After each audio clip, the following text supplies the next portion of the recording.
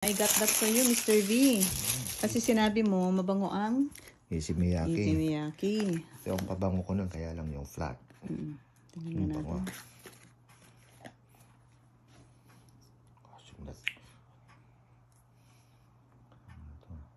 Ito nga, spray mo. Tamayin ko kung mabango nga yung gusto mo. Uy. Okay. Sige, matutulog na lang yan, ha? Siyempre. Ako, natutulog ako, hindi ako pwedeng di magpabango. Siyempre, di ba? Yeah. Dapat always mabango ka pag tumatabi ka sa pang-amoy ng asawa mo. Hindi yung mabaho. Hindi yung papango mo bago ka lang pumasok para sa iba. Di ba? Hindi pwede yun. Yeah. Kailangan yung mabango para sa asawa mo. Oo. Tama. Ganun yun. Para mag-last yung relasyon ninyo. Ano yan? Ano yan? Para sa'yo. Wow!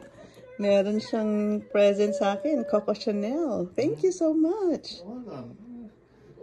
Cheap. Yung regalo ko sa'yo, cheap lang eh. Wow, thank you. Mua-mua. Chup-chup. Wala na amoy. Tingnan natin. Try natin. Wait.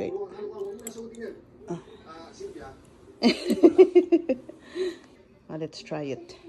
Sarap ng amoy. Bango. Thank you.